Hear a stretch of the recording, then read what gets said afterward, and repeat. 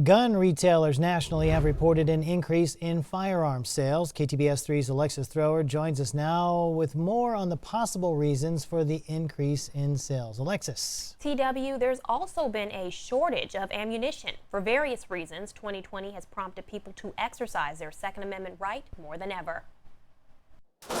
Between COVID-19, racial tensions, protests, and riots, the fear of the unknown has heightened the need for people to protect themselves, their families, and their homes.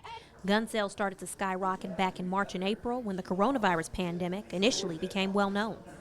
The amount of people that came through our doors back in March and April, the demographics were all over the board, but the number one thing that was a commonality was the majority of them were new firearm owners. Also a part of that increased demographic was primarily African Americans. Second to that were female shooters and buyers, hence my reason for jumping in to give it a try.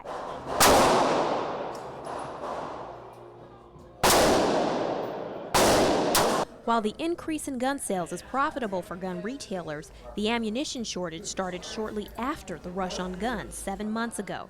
Between new gun owners purchasing supplies and existing owners stocking up, factories haven't been able to keep up.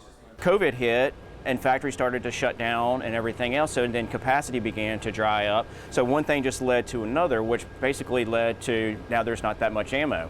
Now they've got people that are buying up all the components and everything necessary to make ammo, and so there's just a shortage that they can't fill. Despite the ammo shortage, gun owners are still preparing for the unexpected.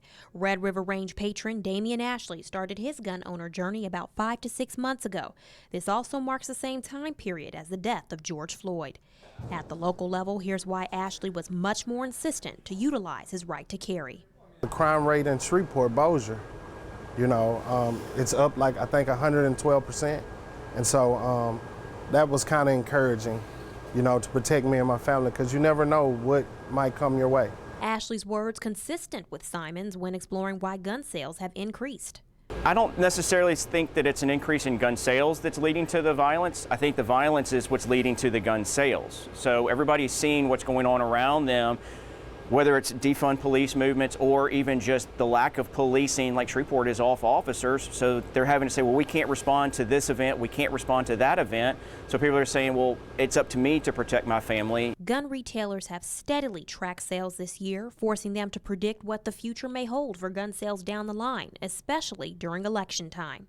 Depending upon the way the election goes, if there is a market for it, then yeah, we should see an increase. Whether you carry or not, Ashley ended with some final words for us all to reflect on. Peace is still here, and that as long as we love our neighbors and love each other as we love ourselves, we'll be okay. If you are considering purchasing a firearm, Simon recommends visiting a range to test a few guns. This is to help you make an informed decision about which gun is best for you. Back to you, TW. All right, Alexis, thanks very much.